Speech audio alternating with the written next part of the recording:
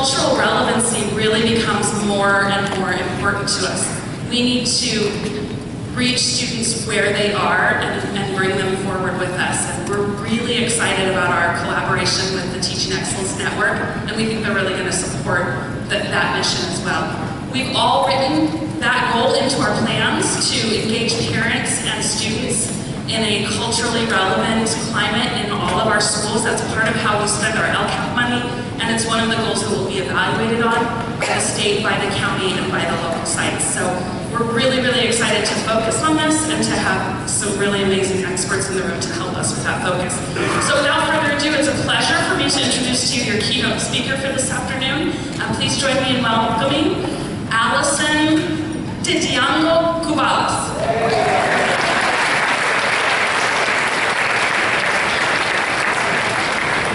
Wow, I know my name can be a challenge. Oh, sorry, I almost jumped you. We're all gonna try to say my name. Allison is easy. But Tintiango?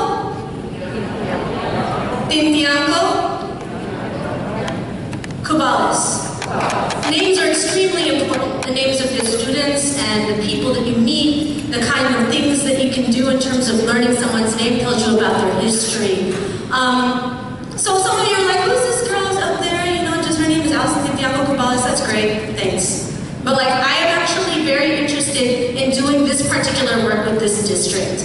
Coming from a family where my husband's father was a farm worker in this area, it means a lot to be able to work with the teachers who are working with the young people who are the children of those farm workers. So I just want to say this is huge for me, and it's very, very important, and I want to begin there. I feel like I'm about to sing right now with this microphone. I'm about to do a dance, and I feel like a talk show host. I'm a teacher. Can you hear me, or that's too hard? Darn it. I'm back to the mic. All right, so this afternoon, I hope I don't bore you, because you know, once you have a long day teaching and doing all your stuff, I don't want to be that PE that is like, damn, she's going to talk for 2 hours and it's going to drive me up the wall. I am going to try my best to make this interactive, to have conversations with you, but it's going to require you to talk back to me and talk with me. If I don't get that, then I'm just going to keep talking. Okay? So I will be throwing out questions like the one on the screen right now, and I'm going to be asking for responses. I do not want this to be a talk where you got a few great books to read and then you're out the door. I hope this is a conversation that we're starting with you that hopefully you'll take back to your schools, take back to your students, your community, and your families. I hope that this is a conversation that is relevant. So we're going to start off here. Why do you teach? Before I even talk more about who I am and what I do, I want to know about you. And I'm not going to go around the room and have every single person give their answers, but I want you to pair with somebody that you're sitting next to, and I want you to tell them why you teach. And then I will randomly pick people and ask them what they think. Okay? So I'm going to give you 3 minutes to do that. So pick the person next to you, or talk to the person next to you, and tell them why you teach. Why are you here this afternoon after a long day of teaching? Why do you teach?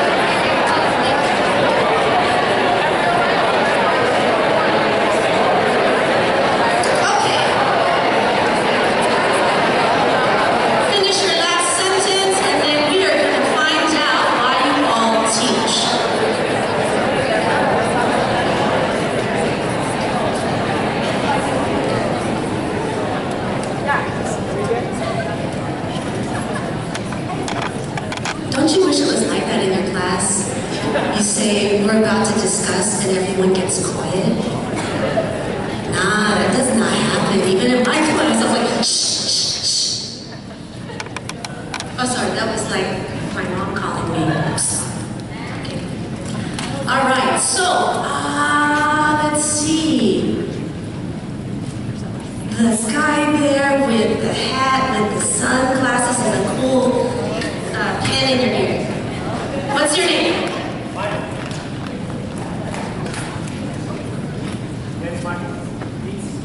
Michael. Michael. Yes. Why do you teach? Wait.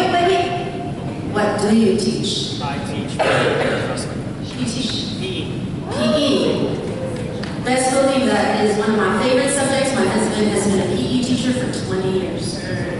And he's the athletic director, so y'all know that extra work. So, PE, Michael, why do you teach? I teach to enlighten students skills that they'll be able to use when they leave our campus, and hopefully are able to use them whether it's in high school, college, or in the adult life. I'm going to focus on one major word that you used, the word use. Right? Like you want to teach them, you said you want to teach them things that they're going to use in high school, that they're going to use in college and beyond.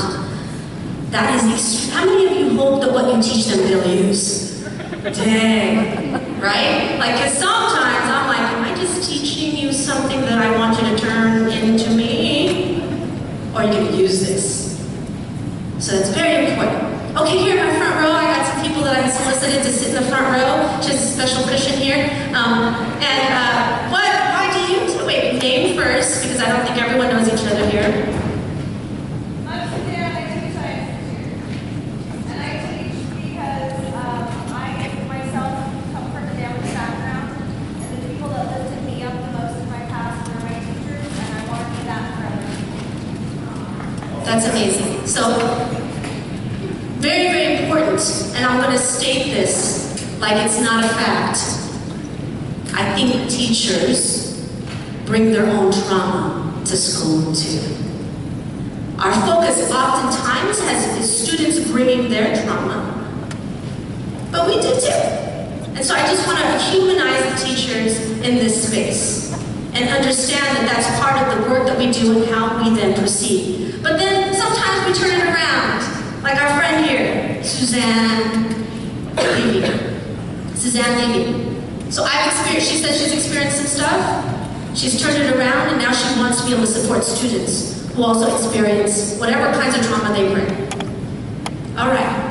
I'm going to stop picking on Fessler because I feel like I've already done my job there. Let's get some elementary folks. Do you notice that I know where you're sitting now? I'm like, okay, over here. So, yeah, they totally switched there. Why do you teach? Name first. My name is Cameron, and I teach secondary.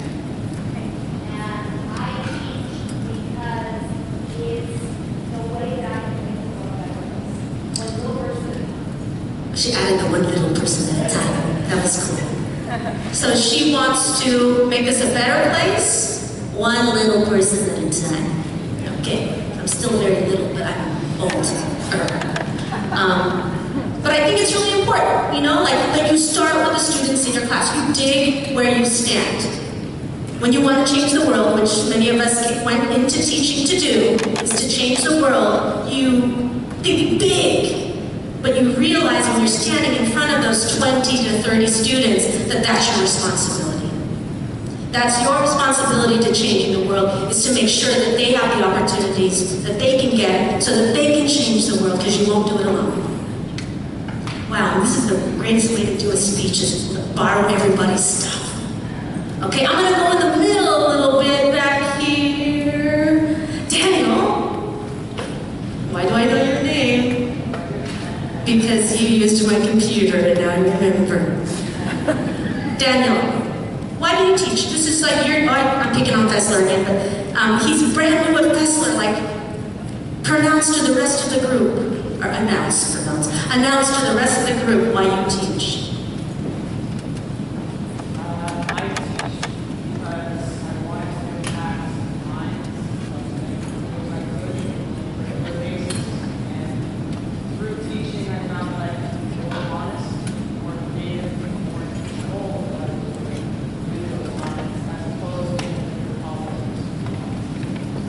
honesty. Being honest with your students. And sometimes when you are a politician, whatever that means, like that you have to please and say things that people might want to hear. But when you have your students in front of you, how important it is for you to both gain their trust and be honest with them about the world. And your honesty, because your honesty may be different than another teacher's honesty.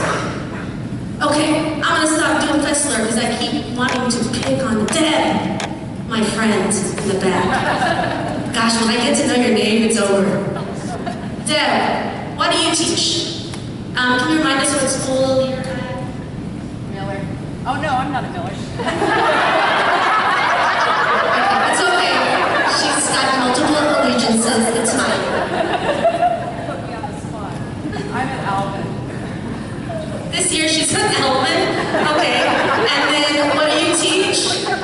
I'm just kidding. 11 years she's been at Elvin. All right, I don't know why you said Miller, but we'll figure that out later. Why do you teach and why have you been teaching this long? It's my calling.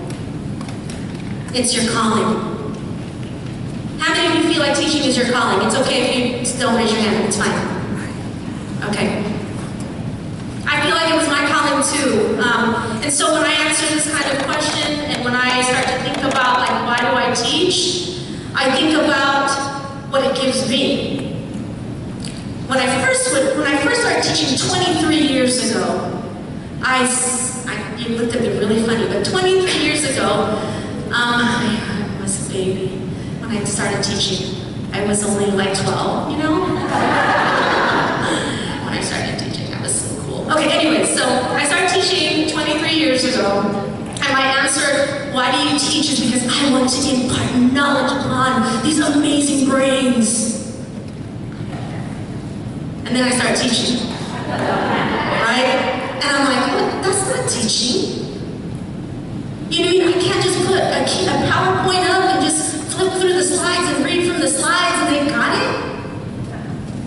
And then give them the slides and hope that those are their notes and then they take the test and it's not. No. Oops. Teaching is so much more than that. Why did I start teaching? I had so many teachers who hated me. And I wanted to get back at them. I didn't really have a lot of teachers who hated me. I had a huge challenge in high school. I did not feel represented in the curriculum. I felt like what was most relevant was in the parking lot. Hung out there a lot, got in lots and lots of trouble, didn't do so well in school.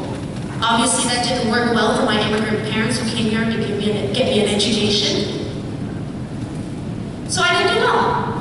All I could do was just make sure that I went to summer school and night school to graduate. I did graduate high school with a very, very low GPA, which didn't allow or afford me the opportunity to go to a four-year university. I landed at a community college called Ohlone Community College, Ohlone Indian Community College. I had no idea what was in store for me. My dad and mom said to me, you have to go to college and get 12 units so you can stay on our health insurance plan.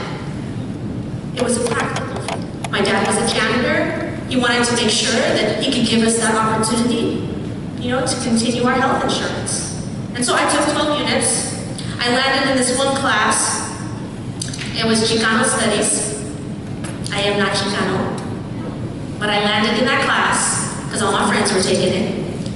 And it was an ethnic studies class. How many of you know what ethnic studies is? Okay, cool, I don't have to go in there. Okay. But basically, I had no idea what that was. I just thought, oh, okay, it said transferable. That means that if I decide to transfer, then I can take this class with me to the four-year. My friends are in it. It was a packed class. Teacher looked like he was going to be an easy A. Okay. I went into the class, and I had no idea what I was about to embark on. I sat in the back like that. That's why I went for you earlier. That's totally my style, still is. And I was like, oh man, I'm just gonna be here with my friends and chilling in the back, you know? And this big guy comes in, Chicano dude, and he's all, well, today about racism. I was like, why would we talk about racism? We don't experience racism. I grew up in Fremont, California. There's no racism here.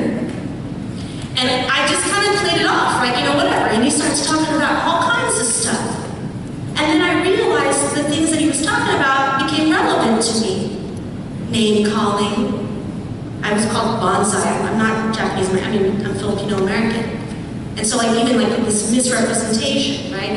And then even being made fun of, you know, like growing up. I didn't even really think of that as racialized. But then in that particular class, he was talking about all these things. I started to see its relevance to me, slowly but surely. And then we had to write a paper. So one day we had to write this paper on racism, and I wrote, like from the heart, like really just wrote about all these things that I was discovering in his class. And then the day after we turned it in, or like the week, because it was a, you know, it was a weekly class. The week after we turned it in, he said, Allison, I need to talk to you after class. And I was scared because every time a teacher would say that to me, K through 12, I was in big trouble. And so what's so interesting about that is all this anxiety, I really was fearing talking to him. So the first things that came out of my mouth when I went up to him after class was, what did I do? What did I do? And then he said, well, look, I'm just going to tell you that you did something pretty great. And I said, what did I do? Because I've never really heard that before. And he said, look, you wrote a really great paper. I said, I did? I just ranted for like 3 pages. He's like, well, you came from your heart and you told your truth. So that thing, Daniel, about truth and truth-telling, when teachers tell truth, students will tell truth. And so I was completely, like, blown away because for the first time, a teacher told me that I was doing something right. K through 12, I was doing everything wrong. All kinds of stuff wrong. And the first time a teacher said, look, you're doing something right. He also said to me, look, you have the potential to go on to a 4-year college. You can actually do this. And I was like, oh, now we're pushing it. And he says, look, I'm gonna help you. And so when I think about why I teach, I really root it back to Ramon Quesada at Ohlone Community College. The one teacher who loved me, even though so many teachers hated me. And so when I talk about this particular experience, I talk about the kind of care, the kind of authentic caring that this particular teacher gave me. And I want to say that I believe that every single person in this room has done that for somebody. And so when I say that, I don't think of it just as my unique experience and you all need to do that. I already know you're doing that. Now, being able to name it and doing it for all their students is a little bit harder than doing it for one. And I'm hoping today in our conversation, we can talk a little bit more honest about, like, what does it mean to love our students? Because that's how I felt I ended up standing in front of you today, because a teacher loved me. When I think about, like, the many teachers who hated me, I feel like, well, you know what? That's their issue. Because I actually had one that loved me and that was enough, and you can be that one teacher. And so I'm going to talk deeply, I hope today, with all of you about the concept of love. Are we okay with talking about love? Okay, cool. I do have an expert in the room. Her name is Cherie Hannigan-Martinez. She is going to be our quintessential love scholar, who will be the person, I think, in our field of education, who you will be reading going, oh, I met that lady, Cherie Hannigan-Martinez. She was the one who, you know, really talked about love. Today I'm going to talk about a specific sliver, and then maybe in the future she gets to talk her specific sliver of love. Today I'm going to talk about the concept of revolutionary love. That's one of those words, revolutionary. It's one of those words that's been co-opted. Funny word. But I'm going to talk about it, and I'm going to try to do it in a way where we talk together. Is that okay? If that means we have to skip slides, we skip slides. We'll just get through. Go ahead. Well, go ahead.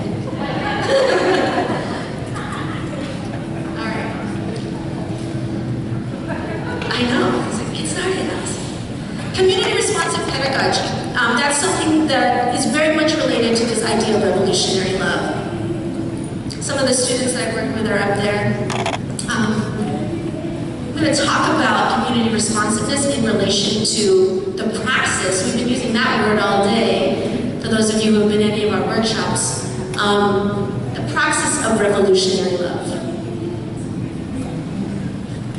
Okay, so I did I slid over who I am right on the slide.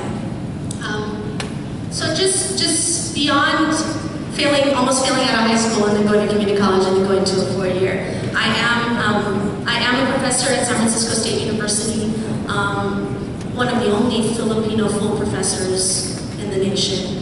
And so I say that out of regard for the many, many years of challenges that the people that I belong to have faced in terms of academia, and that may not be a history that you understand, but for me it is a rare thing to be a professor that's Filipino. I think that that's important that you know that that's where I come from. The teacher who saved me or that loved me was not Filipino. So I also want to acknowledge that and how important it is for you to understand that you do not have to be of the same race and ethnicity to inspire young people. Okay, so I want to be very conscious of that. But I do think it's important to acknowledge that we do need to bring in more teachers of color into this field. And that's some of the work that I've been doing for the last 20 years. So 23 years of teaching, 17 years at San Francisco State University. I'm in the College of Ethnic Studies.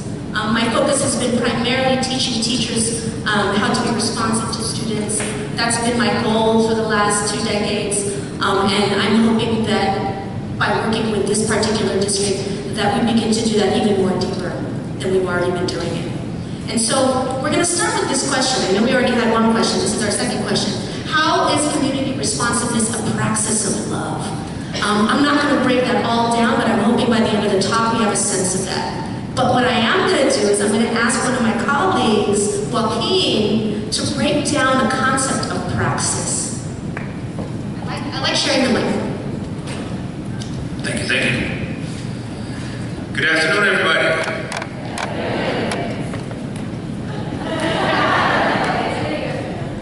Joaquin Noguera is a colleague of mine in Teaching Excellence Network.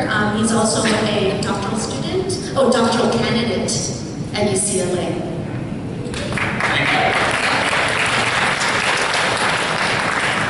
Good afternoon. I'm also a teacher, and I'm also a learner.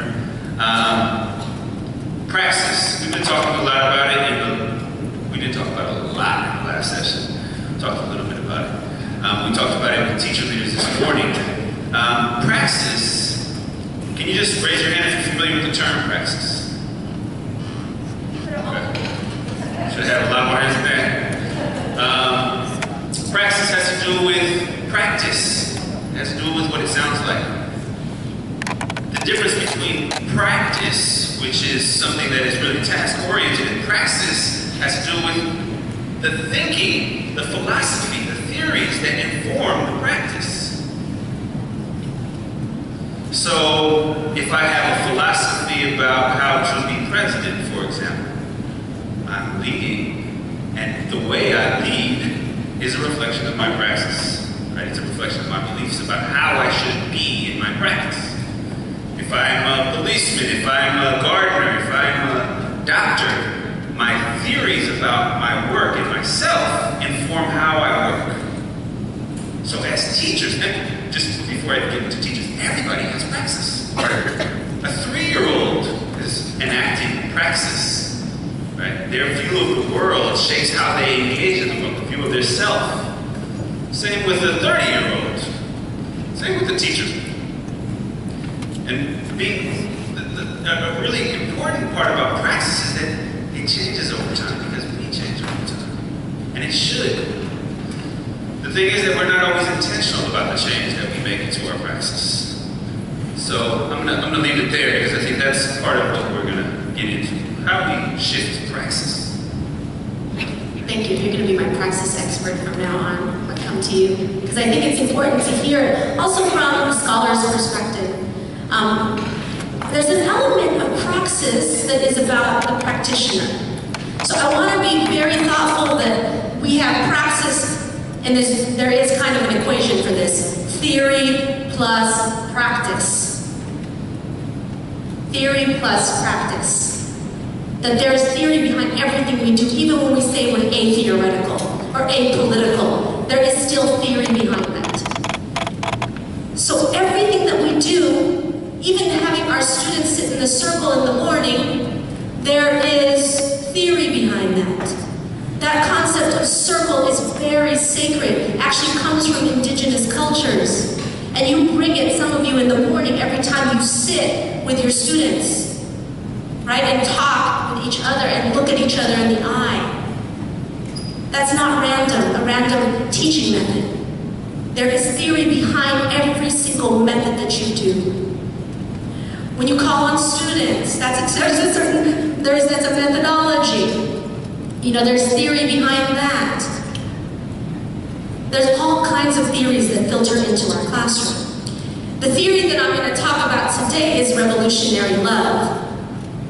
So the theory part is the revolutionary love, but the practice part is community responsiveness. There's actually a third part, a very, very important third part to praxis, and that's reflection. Spending time to be able to reflect on the different things that you are doing in your classroom. We don't always get a chance to do that because we're too busy. But being too busy can be a detriment to your practice if you don't spend the time to actually reflect on what is happening in your classroom and how or whether or not you're effective. And so today we're going to focus on some things about the theories that I want to make sure that we understand is very fundamental to the work that we do as responsive teachers, is this idea of revolutionary love. And I feel like, rooting in my own experience, that's what I experienced from the teacher that I had, that in many ways saved my life. I often tell when people do interviews with me, I'm like, ethnic studies saved my life, but really it was the teacher who taught me ethnic studies that saved my life. Some of you might be familiar with Che Guevara. Yeah? I probably don't need to explain, his relationship to our history, and his relationship, to revolutionary worlds. But I do want to, this quote is very famous of his. I think I've seen it on multiple t-shirts these days. All the cool kids have these t-shirts. And the quote is, "At the risk of seeming ridiculous, let me say that a true revolutionary is guided by a great feeling of love." And this is a macho dude. I just want to point that out. Macho revolutionary. But he uses that soft word, love. Like, what is he talking about? And let's just put the word teacher in there. A true revolutionary teacher is guided by great feelings of love. What does that mean? I know it's going to be a little uncomfortable sometimes talking about this concept of love, and we may define it differently. But there's something about the guttural feeling around the concept of love that is important to teachers. Yep. Daniel, again.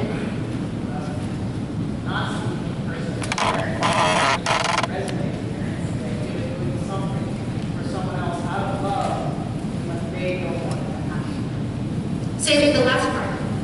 Doing something for someone out of love for the sake of their own future success, even when it's not something they want. Dang, are you sure you're not a parent? Okay. He's like, I'm not sure. I'm gonna read it back to you. I'm gonna say it back to you. He says, it's like being a parent, and for your child, you will do whatever it takes. I'm adding stuff. Whatever it takes and whatever they need, even if they don't think they need it. I reinterpret that. Is that okay? Students, you all have to learn how to read. I know you don't want to read, but there's a reason why I'm doing this. Because I want to make sure you are equipped when you go out into the Word, like Michael said, he wants to give them skills to go out to the next step. You may not like PE, but let me tell you, I do not want you, to not exercise. I want you to be healthy. So there's that. That's guided by this feeling of true love, like this love. I think what's important is that Che Guevara, he put his life on the line, and oftentimes teachers, we do put our lives on the line, and sometimes we don't have to the point where we burn ourselves out because we're doing that. We also want to take care of ourselves, and there's also this thing that we have to do called self-love, which is a whole organization. So one of my colleagues and friends, very, very good friend of mine, the co-founder of Teaching Excellence Network, Jeff Duncan Andrade, he and his friend Ernest Morel wrote a book, The Art of Critical Pedagogy. And in their book, very early, I think it was, what chapter is it, Joaquin? Chapter 2. Chapter 2, they write about revolutionary love. He states, or they state, we believe revolutionary love is inherent in everyone. And I'm okay if you resist me at this point. It's inherent in everyone, and what must be learned is the courage to unleash it. Everybody has the capacity to love. Yes, listen. What do you think? And I am in a room of teachers. Yes, everybody has the capacity to love. Everybody has the capacity to learn. Even if they're challenging me right now, or driving me up the wall, they have the capacity. And I also want to point out that people love differently. So that the word love is not just this one definition of it, but that there is a possibility of revolutionary love. So I'm going to actually hone in tighter on the concept of revolutionary love so that we're not just talking about this idea of big love, like just love in general. So I'm going to focus on revolutionary love, and I'm going to give you some thoughts around that. Okay, I'm tired of hearing my voice. I'm just going to, you introduced yourself earlier. Jesse. Jesse Gomez, I teach math. Can you read that first? A love that is strong enough to bring about radical change in individual students, classrooms, school systems, and the larger society that controls them. That's revolutionary. That's revolutionary love. It's going to get poetic right up in here. Okay, the focus of this first part is radical change. This idea that you love so much that there's going to be radical change in individual students, in classrooms, school systems. Like, is that possible? I think sometimes when we first start teaching, we say yes, and then as we get, oh, this one right there, she's like, no, it's going to continue. It is possible. Okay, I'm going to move to the second one. Okay.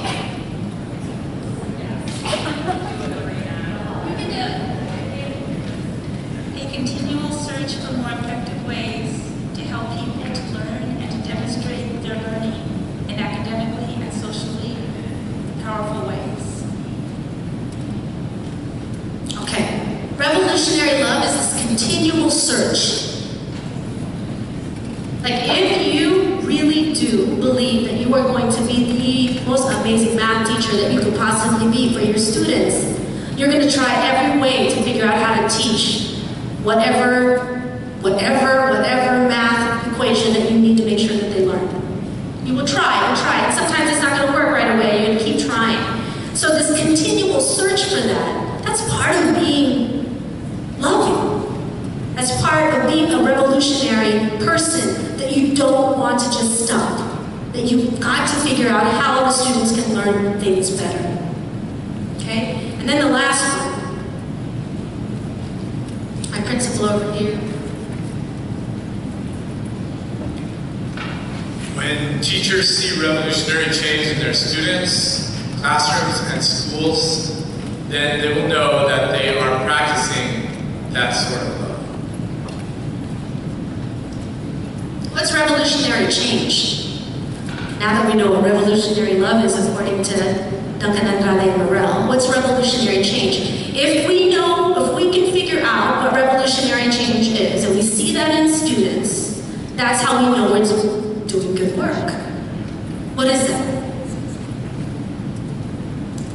What does it look like when you know you're doing good work with your students? I think you said the same thing. I'm going to assume that I heard growing. Okay. Like literally growing? Growing. I saw this and this in my arms, okay? So growing. What I mean, yes, physically growing and then also growing in the mind.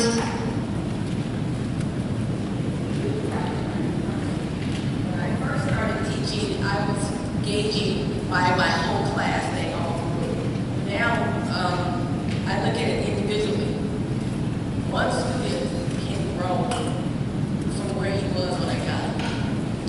It's pretty hard for him to develop a rapport and having that care, that love. If he grows, one kid, based on what they need, then that's growth. Dana just described equity, right? Like where you have multiple students, we have all these students in your class, and they all start in a certain place, and they all need different things, and you provide them what they need, and you try to get them to grow at their own pace, and get them to grow somewhere, right, in some capacity. So that concept of revolutionary change is part of that, getting to see them grow in terms of their skills. But then there's also other kinds of growth. What does that look like? Other kinds of growth.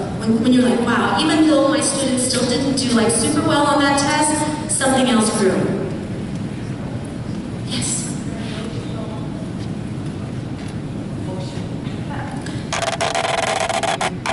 Feel better about themselves, ability to interact with others, to work with. So their ability to grow their emotional capacity, right? Where they actually start to like be able to create relationships with healthy relationships, create friendships, be able to support other kids. And you were going to say something. I feel that it's really important for the kids in your class to grow as a group, community, family that works together to seek the common goal of everyone achieving. I think that is extremely important. If your classroom has become a community, even though you may not be able to measure that in test scores, or you may not be able to measure that in GPAs, there's something magical happening there that they will take with them. So being mindful of that kind of growth is extremely important, and that can be revolutionary change. So one of my former mentors, Antonia Darder, she wrote a book called Pedagogy of Love. So I'm just taking one sliver of that, and she just goes right for it. Teaching is an act of love. When I first worked for the district, San Francisco Unified School District, I was in the actual district, and I worked in human resources. One of the interviews that we had to use was the Habermas interview.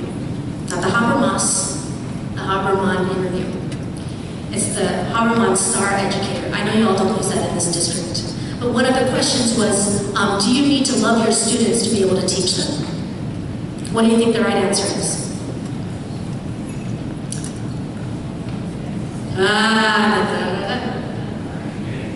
Okay. Interesting. Okay. So there were two parts to the question. One is, do you need to love your students to teach them? And one answer could be no, but if I really want them to learn, I got to. So that's actually very interesting, because in that interview, if you answered yes, I need students, I love my students basically, then you would automatically fail the interview. Yeah. So they got rid of that interview, by the way, I just want to let you all know. That lasted a couple of years. You know, a lot of teachers, especially ones from California, were like just bombing the interview. But it's interesting because people from out of state were actually answering no, because they are taught how to interview in that way. But what's so interesting is like the concept of love becomes very controversial as a teacher. It becomes very, very limited in the scope in which we work. And so, important, teaching is an act of love. I think one of the most amazing teachers that I've had, Antonia Darder, actually says that from the heart. She says, what it basically means, and what Daniel said, is you're going to go out your way. You're going to do whatever it takes to figure out how to teach. kids, even if you don't speak the same language, if you're not from the same culture, and even when you are, finding out what they need and then giving it to them when they need it.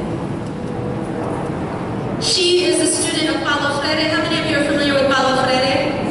Some of you probably had to read it in grad school, or like you picked it up at some store. And he's very, very famous for his work, Pedagogy of the Oppressed. Every semester I teach Pedagogy of the Oppressed to teachers, and we review that book over and over to see what parts of it actually matter.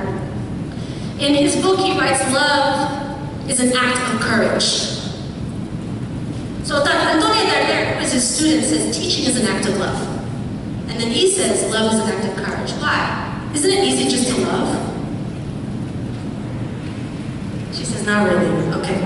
Thank you for the honesty there. Why does he say teaching is an act of courage?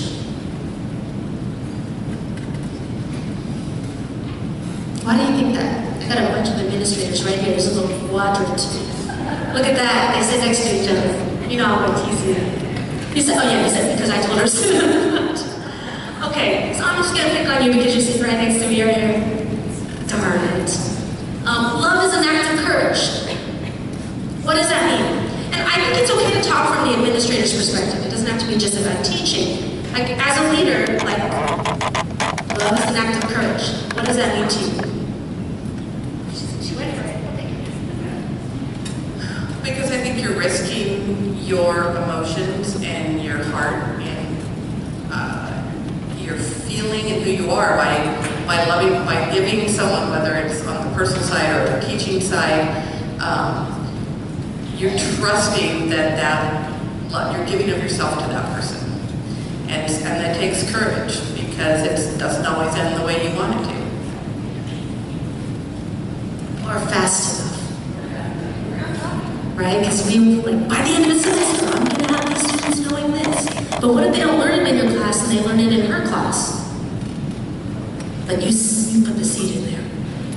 Right? So you planted the seed, you put the seed. You planted the seed, right? So it takes courage that it may not end up exactly how you want it to, or it may take longer, but it takes courage to love because you don't know what the result is going to be.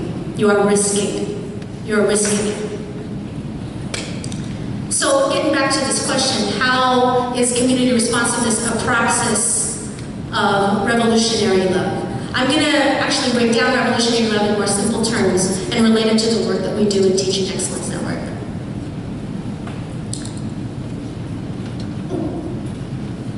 Okay, first off, related to the idea of courage, an educator has the duty of not being neutral.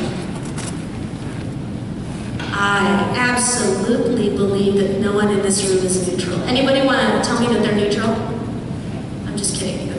But no, I'm not kidding. Does anyone want to tell me that they're neutral? I'll take on the challenge. As an educator, are you neutral? No. Why do you say no?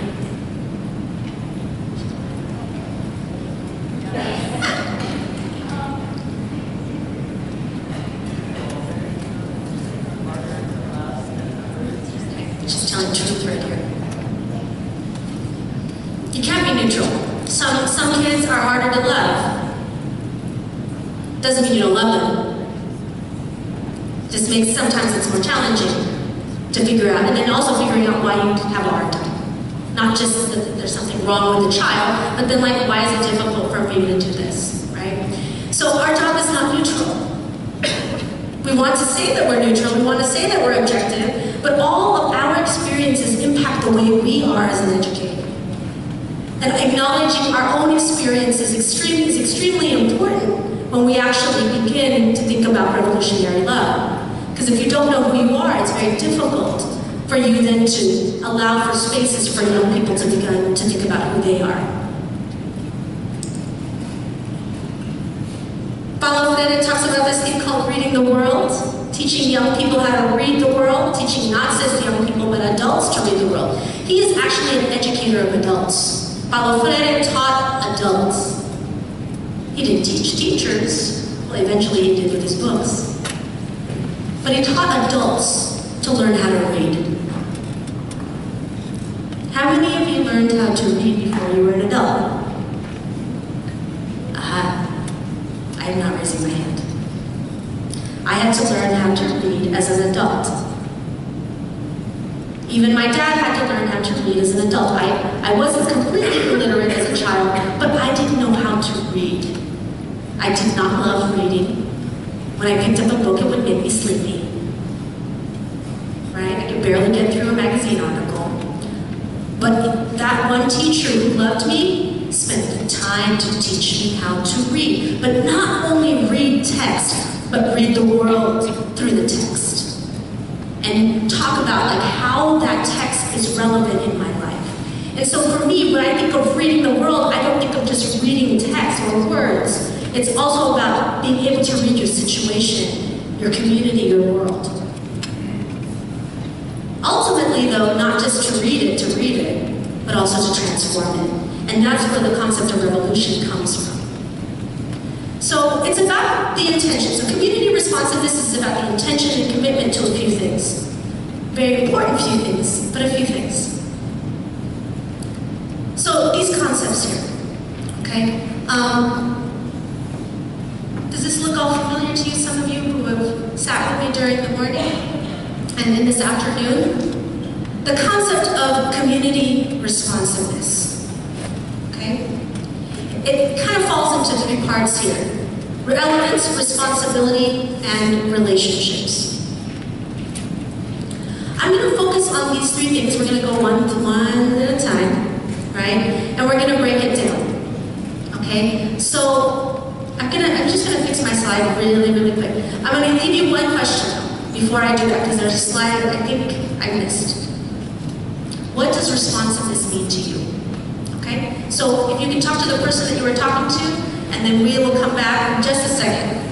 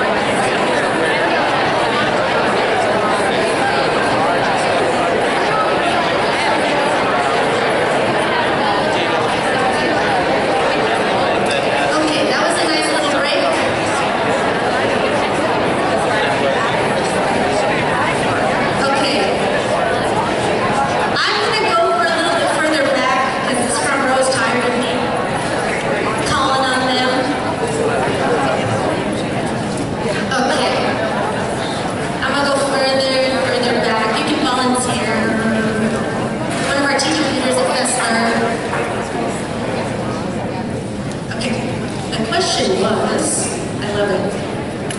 Thank you for the little break. I was fixing my slides earlier. Little computer glitch. Okay. So, responsiveness. What is responsiveness? That was the question. Even though I think some of you were talking about other things, that's totally okay. It's totally okay. But what is responsiveness? Do you have an answer for it? In your opinion, what is responsiveness? Okay. Responding to the needs at any given moment. As a teacher, who do you respond to? Your students. I know you laughed, but then like part of it is the next sort of question. Who else do you respond to besides the students? Okay, I'm just going to list it out. Students, parents, administrators. Who else? Families, your IAs, your instructional assistants. What else? Anybody else got somebody you respond to? Emails. I just want to brag right now that I, got rid of my 20,000 emails and I'm down to 175, which is very good for me. Okay. What else? Who else do we respond to? Who else? Oh, we're almost there, Susan. Almost. We need to respond to ourselves, too. Now, you have a union, I'm sure, and they respond to things, but you actually have to respond to yourself as an individual. Like what you need. What you need to be a better teacher, what you need to be a better person, what you need to take care of yourself. Self-love is just as important to revolutionary love as loving other people and loving your students. So very, very, very important. I finally found my cool slide with revolutionary love on the top, and I'm going to talk about these three things. The concept of courage, empathy, and radical change in the definition of revolutionary love. But this is the theory part. You must be courageous. We already talked about these things. You must love someone else like you would love yourself. I am you, you are me. This idea of empathy. That comes in very many different forms in different cultures. And then this concept of radical change. I totally rhymed, I know, that was a really good rhyme. But then radical change, also. Like this idea that you are seeing change in the students, not just individually and academically, but then also socially and politically. So how is this related to community responsiveness? It's our 3 R's. So revolutionary love is community responsiveness. You must be courageous, and when you think about your responsibilities as a teacher, every bit of it takes courage. When you talk about the relationships you are building with your students, and then even with each other, that's a goal. It requires you to be empathetic. And then when we talk about the concept of relevance, and that is my area of focus in my scholarly life, this idea of culturally relevant and culturally responsive pedagogy. You can't just do it because you want students to listen to you. What I mean by that is posters on the wall, making them feel like they belong, but what you're teaching them is not actually going to help them create change in the world, positive change in the world and in their lives. It has to go beyond just representation in your curriculum to actually giving them opportunities to grow and giving them opportunities to self-actualize. So these are the main concepts of community responsiveness. You'll see it over and over again, and that's how it's related to revolutionary love. So I'm going to try to break down each and every one of these, and we'll go through each one with some examples. I'm going to provide you a definition that we have constructed and built off of other literature, and then we're going to go through some examples of each of these. And some of those examples are right here in the room. Okay? So I want to make sure that I emphasize that already in our conversation that the experts are already in this room. And I'm not talking about me and my team. I'm talking about you all. There are people here who know how to do this job and do it well. And like you really need to access those people, you need to access basically yourselves. And going back to the very first definition of revolutionary change, you know, like everybody has the courage, everybody needs the courage to unleash it. All of it is about being unleashed at this point. So we're going to go through each one, and then I'm just going to ask for some examples. I'm also going to provide some examples and share some things that we have learned over time in terms of responsiveness. So we'll start with responsibility. Okay, definition for responsibility. Responsibility is a domain. So these three elements, responsibility, relationships, and relevance, are all domains of responsiveness. That's what makes up being responsive to students or being responsive to each other. So the responsibility domain consists of qualities of a community responsive educator, that's all of you, and hopefully me too, that is committed to understanding and responding to a wide range of needs, social and academic, that can impact a student's capacity to be at their best. That's equity. Basically, the definition of responsibility and responsiveness is equity.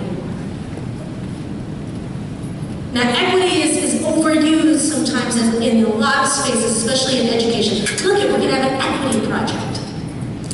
Let's do equity today. It's so strange. Because before it became very, very popular, equity was often mistaken for equality. But in reality, equity is very important for your students, because when students come in with different needs, you provide different teaching. But you know what we forget to do is when adults come with different needs, we don't always provide them with different PD or different growth plans or different resources. Our focus in equity is primarily about students, but we also need to be responsible to each other and to ourselves. One thing when I was talking about responsiveness, you know, like and you gave all these answers, we really neglected to say we're responsible to ourselves. It's easy for us as educators to kind of put ourselves aside, but we must be responsible to ourselves so that we can continue to be responsible to our students. So I'm going to give you some examples. Some of you are familiar with Maslow, am I right? Very, very familiar. And this is often, when people talk about responsibility, they return back to Maslow's hierarchy of needs, 1943. I don't know what we got wrong, but you know, like we're still referring back to this like this is a revolution. The very top of the pyramid is self-actualization. But even to get to the top of this pyramid, you have to be able to provide these things. And maybe it's not always just the educator who needs to provide those things, but that if people want to become self-actualized, they have to have these needs met. In the communities in which your students live, a lot of these things are neglected, or they're not provided, or they're challenges. Working with many, many students, particularly in the Bay Area, just even finding food is an issue. And that's how a lot of food programs come into the schools. You're providing them with breakfast, just making sure that they can eat. It's just so you can get to this top of the pyramid. But focusing particularly on the top of the pyramid, which is self-actualization, isn't enough for a child to feel self-actualized. Not that in 1943 Maslow was completely wrong, but is it enough for someone to be self-actualized?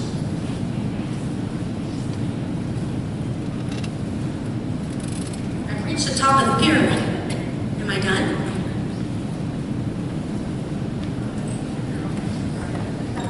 Always striving for it. Say it again. In my view, Maslow is really saying that that's something that we're all teaching, and not something that is ever actually taught. Okay. Right. It is a goal to become self-actualized.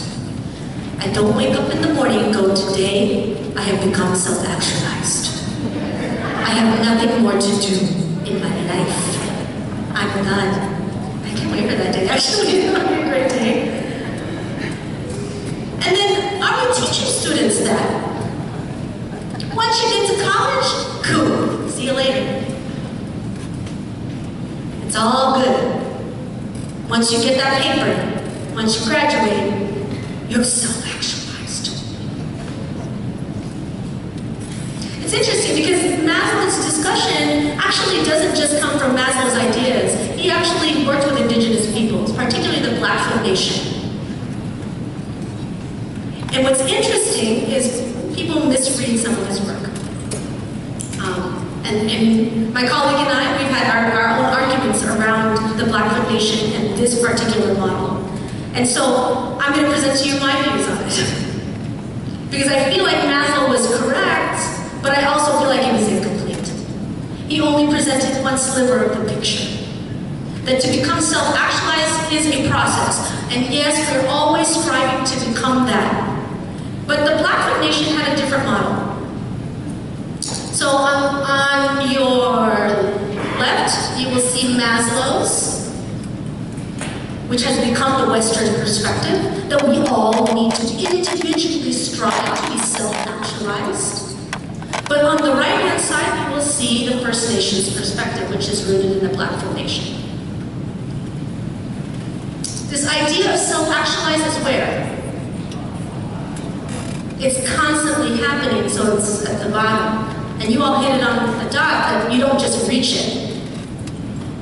Right? That it is not necessarily the goal, but it's something you are constantly striving for. If you move above that just a little bit, the Blackfoot Nation talks about community actualization. And that's actually a goal above self-actualization. So once you actualize as a person, what are you doing for your community? Say it again. Being self-aware. Knowing your strengths and your potential limits, but then purpose-wise, it's not just for you. It's being an example for something bigger than yourself.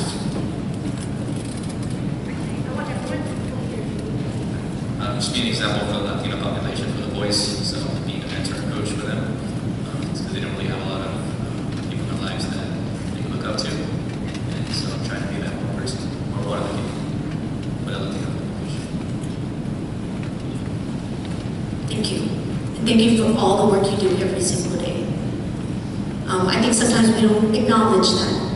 You know, like sometimes even you being a teacher as a Latino means something to a population that you may not even know. To kids you may not even know.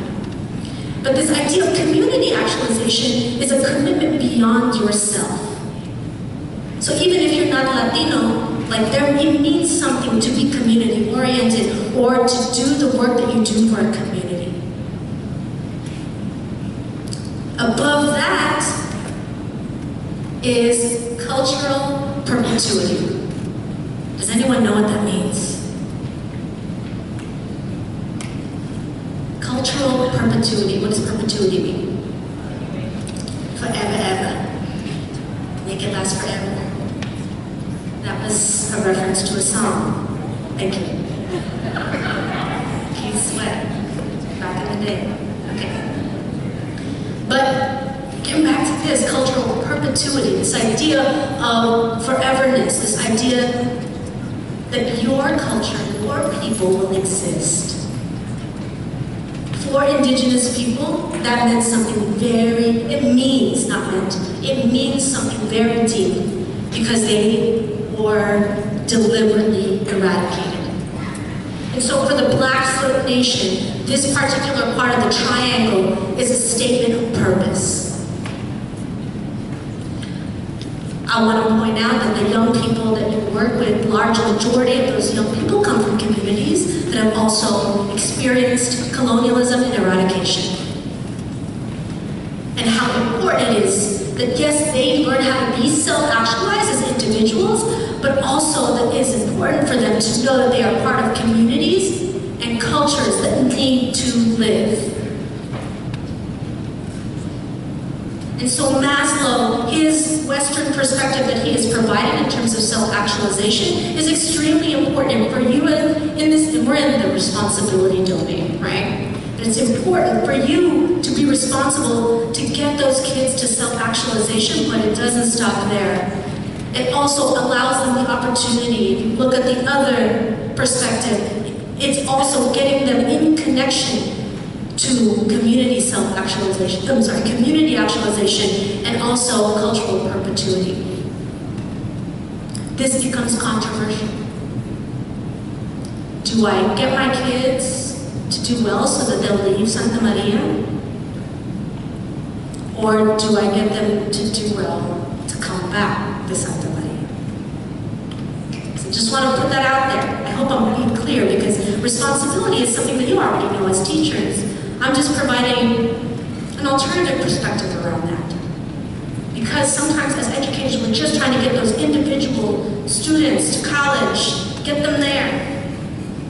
But not always thinking about how do I inspire them to continue and come back and make this community better and make a better situation for their families too. So that's a different kind of responsibility. And that takes a little bit of work. These things matter to your students. These are the same students that you teach. Last week was completely traumatic for your particular community. I don't know if you thought about it, I'm sure you've thought about it, of course.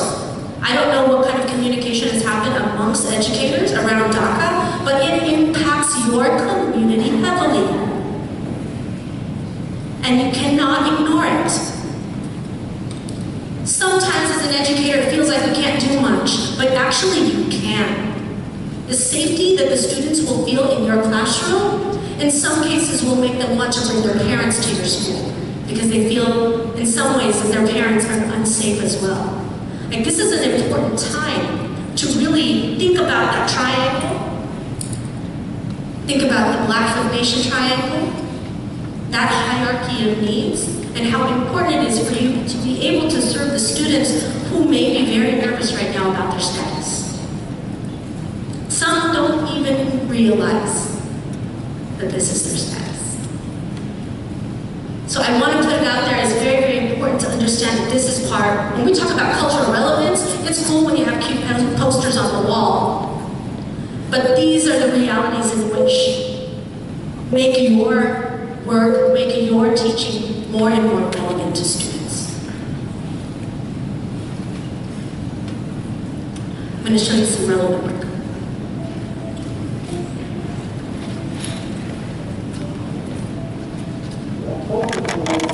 A lot of things have been information, I like information fast, and being able to write information on pieces to write. So in terms of making it relevant to them, right, our project is to do a biography on a person of color who has impacted communities of color. We have Cesar Chavez Day, right? Do we have a Dolores Huerta Day? And she was right there in the school. Do we have a Philip Graham Cruz Day? No, and he was the one that was responsible for bringing in Cesar Chavez to the UFO. Okay? So your role as a researcher, as someone who's going to bring out these biographies is very important. I just want to be very clear on that. That's why I'm taking all this time and all this energy to make sure what you produce is your best. If your best really is something that has problems with topic sentences and introductions, and I know for a fact that is not your best. Don't tell me that's your best, okay? When I've seen great stuff come through, right? Orlando, was that your best work in article that you could have done? Exactly, and you know that, and I know that because I've seen from how my work is. People want to, at first, want to do like one thing, and it's very, easy and very out there. We challenge the students, or I challenge students to get shy, to lesser known folks. You know, a lot of people that are doing this is really hard to do, right? They're doing stuff that you don't have a lot of information on, so they're doing off of like they're going off of all these sites and then we kind of have to go to everything. challenge like the older students, you know, we don't challenge the older students. So it's a very intense process. My students, like me, if I ask them, do you want to be college level, they're all like, yes, I'm excited, I can do it, I'm ready, right?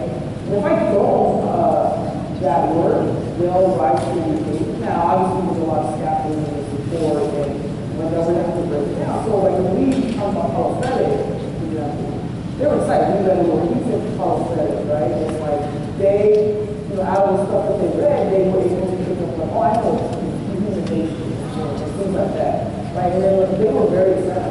Yeah, I broke it down. And what is, you know, graduate students have a hard time breaking this down, and I don't break it down, like, so like the piece of the challenge is there, and then you have to continue to like support and motivate them. Like that's motivating stuff. Like I can do this stuff.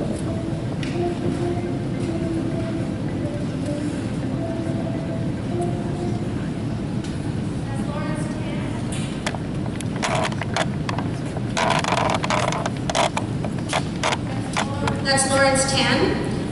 We stole him from LAUSD and brought him to our school in Oakland.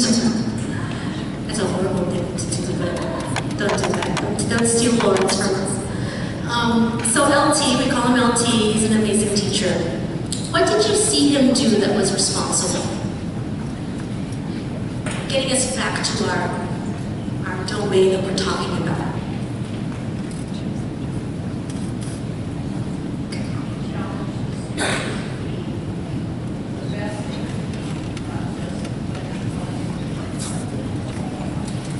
He challenged them to be the best they can possibly be. What were they studying?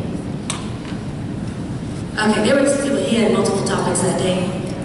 Interesting enough, they started studying Cesar Chavez, but they started learning about the more unknown leaders of the United Farm Workers, right? And then he also was talking about Ferguson, right? Our Ferguson this last month is Charlottesville, right? Like he's not afraid to address these large issues that are impacting the students' lives and beliefs. But he wants them to do a good paper. Sometimes we try to compromise the rigor by being relevant, or we think rigor cannot be relevant. But actually, when those things come together, it is super powerful. Because then they will do what Michael wanted to do. They will take it outside of the classroom into the next step. So that's very, very important. So even though later we'll talk about relevance, it's also important to make sure you are continually responsible to make sure that they do well, that they do their best work. And so, of course, he said scaffolding and making sure that happens. Some of the projects that I personally worked on that are related to this are developing different teacher resources. Music in the background.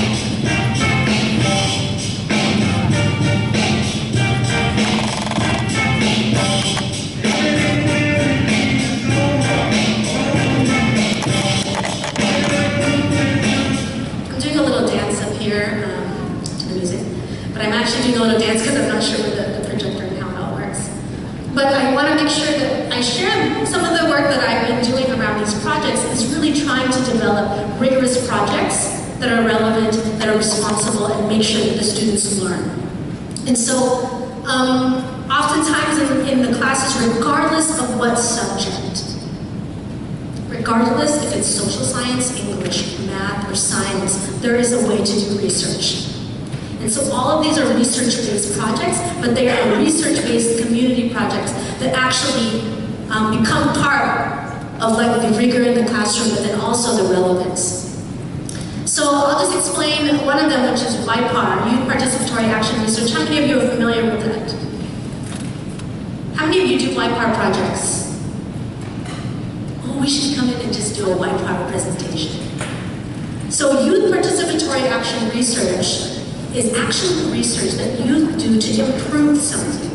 Whether it means improving their community, improving their school, improving something that's happening in their family, but they actually get to do research and they develop an action plan that they implement and then test and see if it works. What does that sound like? What did I just describe?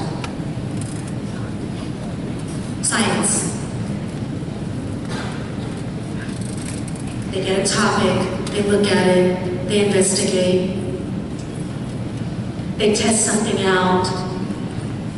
What is it called? Scientific method. I think that, again, sometimes people think to make something relevant to students, you have to not do the other stuff. But actually, YPAR is a social justice scientific method process. So students actually learn the rigor around the scientific method, but it's actually a way for them to also improve their communities at the same time.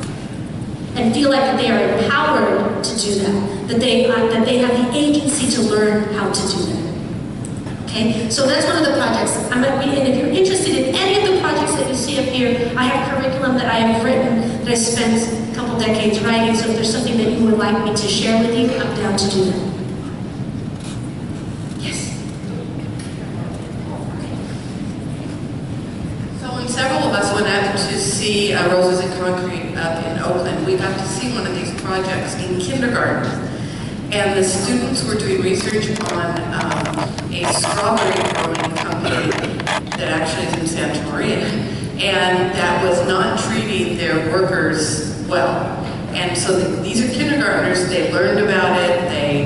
They were read to about it. They did some graphing and some charting and brainstorming about it, and they decided to write letters to Safeway, which carried this company's strawberries. They wrote the letters to Safeway. They delivered the letters to Safeway about why they should not sell those particular strawberries, and then followed up on whether people were not purchasing the strawberries then. So even at 5 years old, they were engaged in a project like this. It was really amazing. That was a great example. They're not too young to do research. They're not too young to make change. Kind of takes it beyond the dog and cat prompt.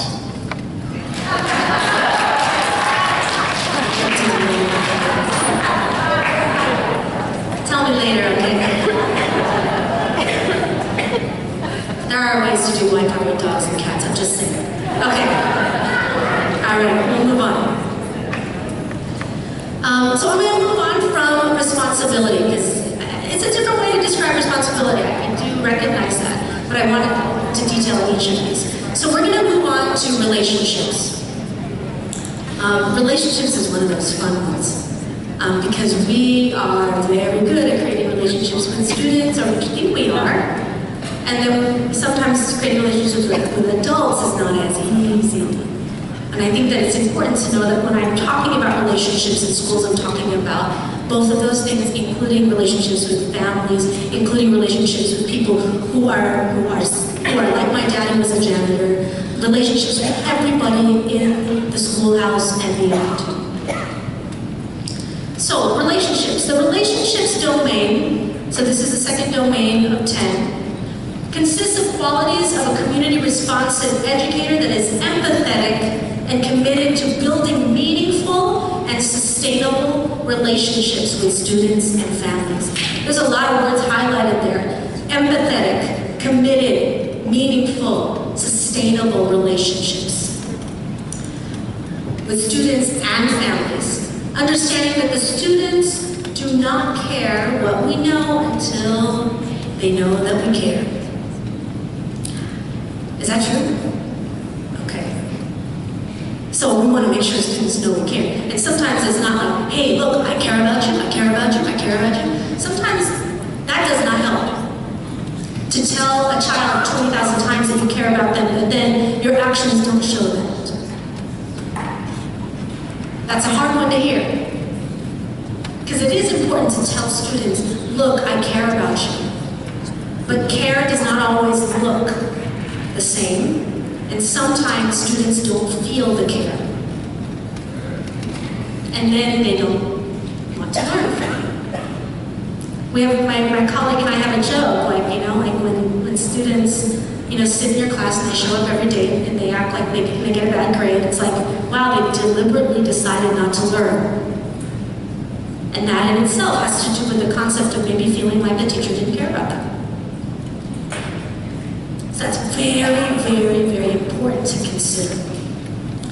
That They may not care if you don't care. I'm going to pull it back just a tiny bit. The person sitting next to you probably doesn't care, won't learn that much from you if you don't show them that you care about them. Adults also experience this. Why should I care about what she's saying? She doesn't care about me. Oh, we just have to do this exercise in PD and that's why we're doing this. It's just a prompt.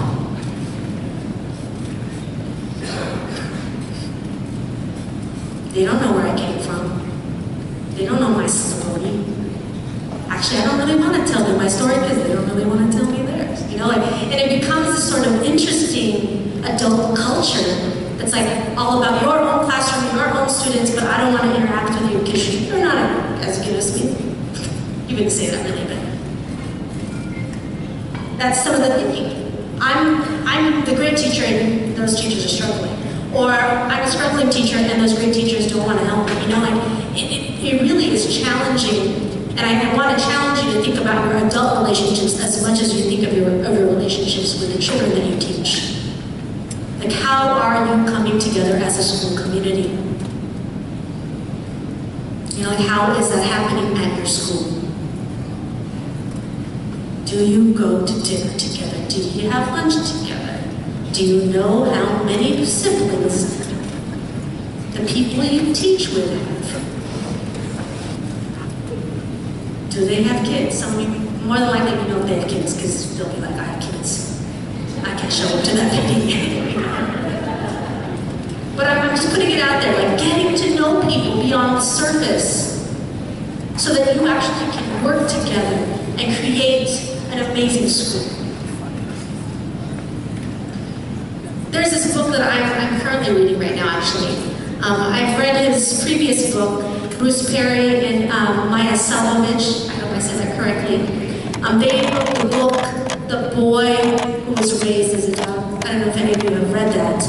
I know that like a lot of people, I mean, it is an emotional work.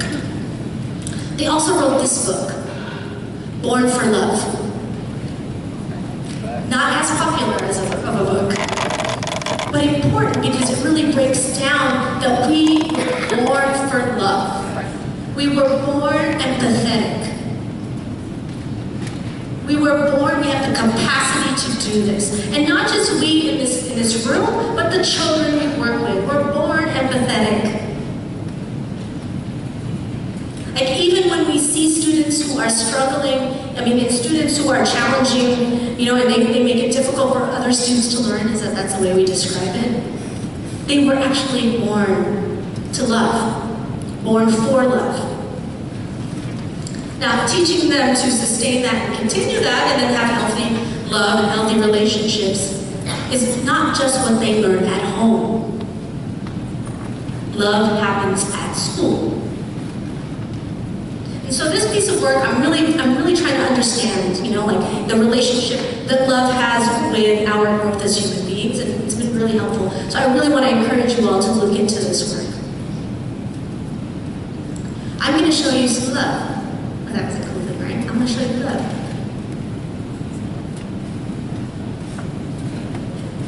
She's in the room, by the way.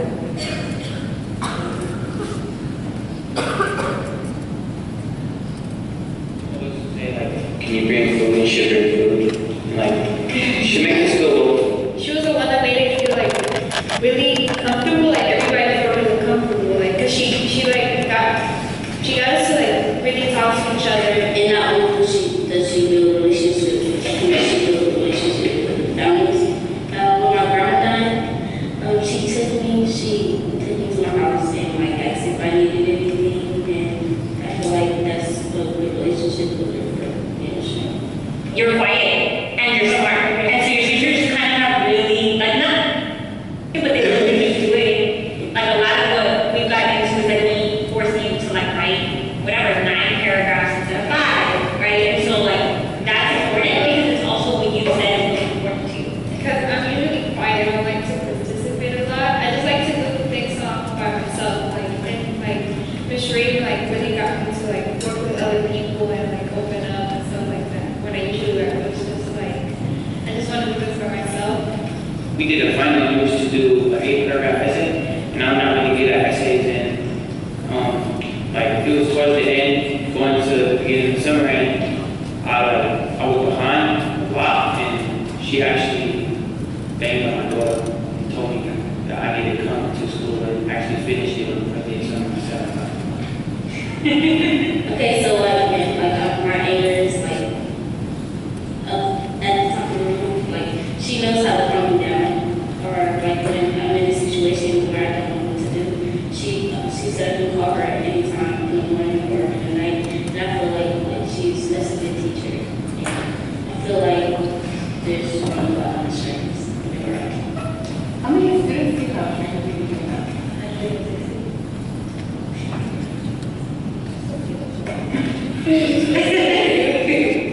That's a lot of kids. A little bit. Just treat them all like little kids.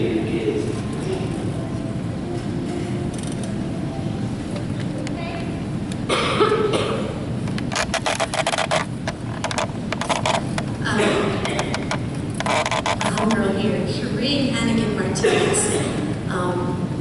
That's our former students. I know that feeling of like seeing them on the screen and like how attached and how beautiful your relationship has been with these students. And I appreciate I appreciate you because you have, when she said she had 160, I'm like, they all 160 loved her like that. Wow. And so I feel like that is something that I strive for, that we strive for, and I want to thank you for the work that you've done with those kids and that you're continuing to do. I would like to now share with you a little bit more of what she's doing. She has been developing this framework. I'm going to call it a framework. You can decide later if that's really what it is. A framework called Compa Love. This is very relevant to this particular district, the idea of compañera. The idea that it's an abbreviated version of compañera, but that compañera means something very special, particularly to the youth that we work with. This idea that compañera or compa means a family member or a close friend, a classmate or someone that you work with, and then a comrade in the struggle for social justice. Shireen, was that your definition? That's what you wrote, right? Okay, because I want to be clear that like this is the work that she's doing, that she's been developing, that it's not just any kind of love, and it's not just any kind of revolutionary love, but a love that is family love, that is compa love, that is people that you would ride with, that you care for deeply. And when I think about like the scholarship that she is continually doing, that she is sharing with the world, it will really impact the way we operate as educators. Oh, partially because she's a practitioner and she is also a scholar. When both of those things come together, you are praxis. So I just want to say thank you for all of that love. I'm trying to convince her to come back and do her talk at some point. Yeah. So related to her work is this concept of cultural wealth. Like loving a person, like the children that you work with, means also loving their community, means loving their families. How do you do that? It's valuing who they are, what they are, their culture. How important it is to think about cultural wealth. One of my colleagues, Tara Yoso, by the way, I just realized this. The two of them, myself and Tara, are all part of the same legacy mentored by Danny Solorzano. Anybody know who Danny Solorzano is? Okay, y'all gotta look up his work, because he's one of the most amazing educators that I've ever had as a teacher. And why I say that is because he embodies everything that I'm talking about right now as an educator, and he writes about it. He is the person who brought critical race theory to the field of education. Not just challenging education, but then he also challenges us as educators to do this work with care and belief. So he mentored us, and actually Tara developed this under his mentorship, this idea of cultural wealth, community cultural wealth. She talks about the fact that the communities that you all work with, that we work with, have capital. Earlier, Daniel was talking about capital. This is a slightly different understanding of capital, but that our communities have capital and we need to value it. That we don't look at families like they have a deficit. Oh, they don't speak English, so something, like we can't communicate. that something's wrong with them that they have to figure out, right? Or that they don't have what it takes, to understand what we need as educators. When you start working closer and closer with 10, having to have conversations with families becomes important because you actually have to believe that families have real opinions that matter. It's not just a random survey that they take, but you actually have to implement what families are saying.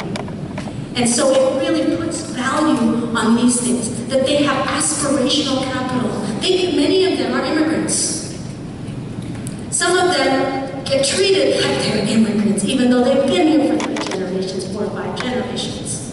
Even though this actually might be the land that their people came from, but then was taken over by a different nation. But their aspiration is bigger than what we often imagine.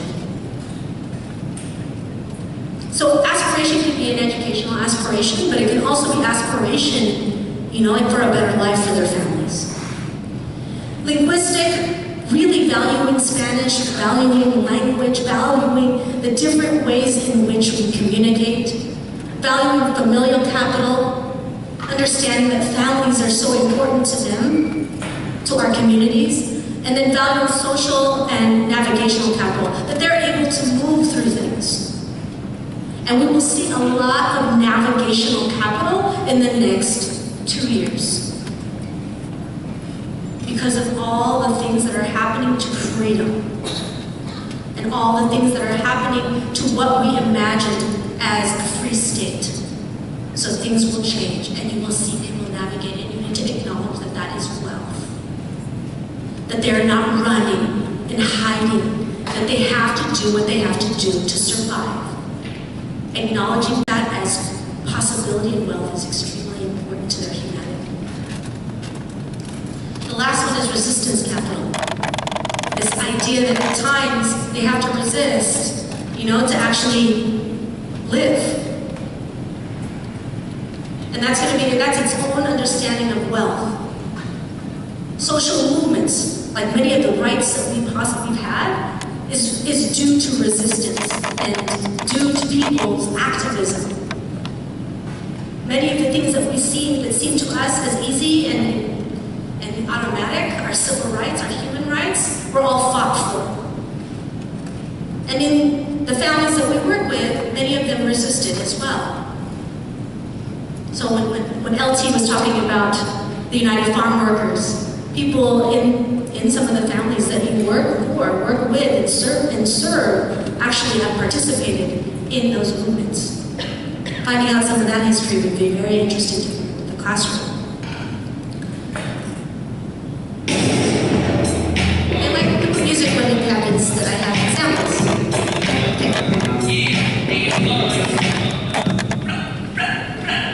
It goes day, 2, goes straight from day 1, made from races and races.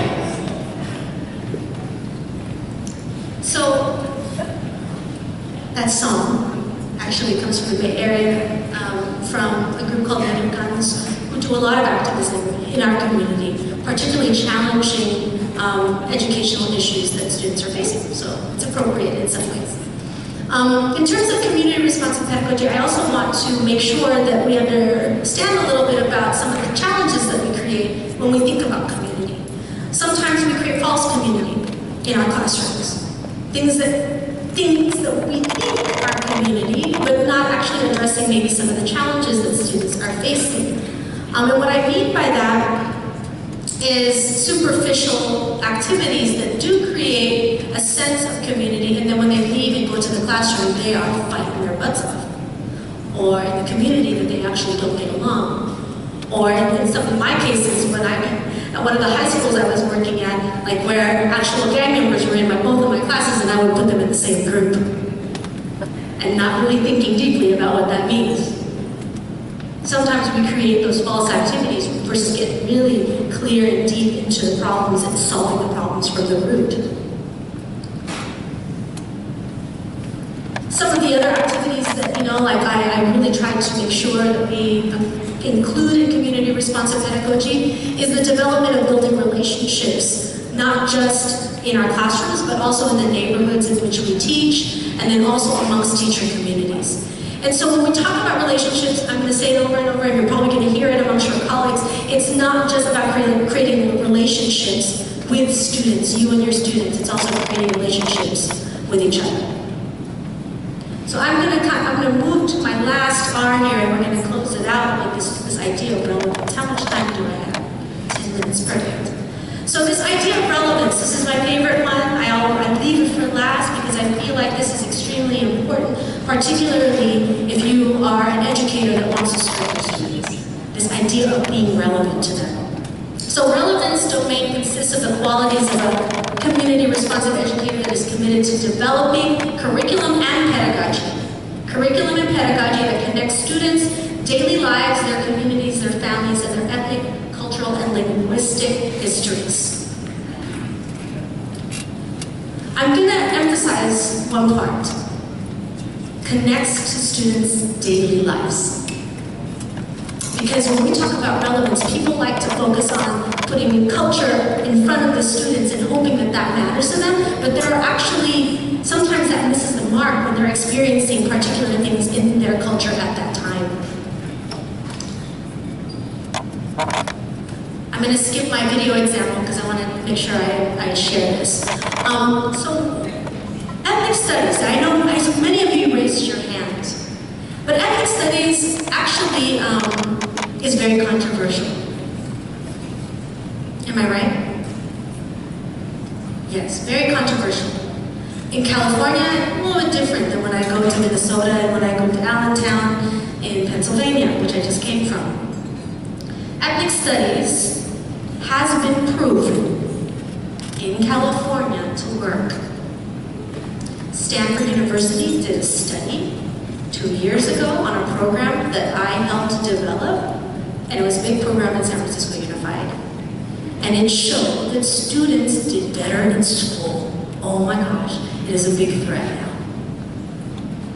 And what I mean by that, and if you look up here, the pilot program that I was working with for a decade, particularly with 9th graders, it showed that attendance improved 21%. No other program has ever done that, by the way. And then the grade point averages raised 1.4 points in all their classes, not just ethnic studies. So ethnic studies, this idea of being relevant actually works, but we're so scared of it and we think it doesn't matter. People have been telling us over and over that it doesn't matter, they just need to learn their basic skills. Ethnic studies is a basic skill.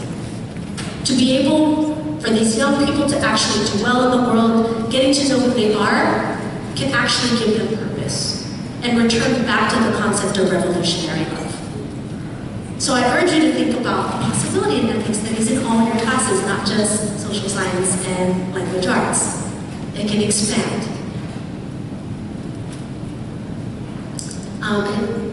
Because the Stanford study worked, policy was created. So ethnic studies is moving across California and Santa Maria. You should jump right in front and make sure that you're actually doing this work and be an example, for other cities in California. And doing actually this work is an example for the rest of California. So I want to acknowledge that what you're doing even right now, being part of this and talking about community responsiveness and listening to me talk about revolutionary love is part of this work. So just so we're very clear about what ethnic studies is, because I know that we have different definitions. Ethnic studies, according to the only college of ethnic studies in the nation, ethnic studies provides a safe academic spaces for all students. That means students of color, and that means white students. All students to learn the histories, cultures, and intellectual tradition of Native peoples and communities of color in the United States, in the first person. And what that means is really focusing on the stories written by people about themselves. And then also practice theories of resistance and liberation to eliminate racism. So the ultimate goal of ethnic studies is to eliminate racism. And I think you might all agree with me that racism still exists in the United States in 2017.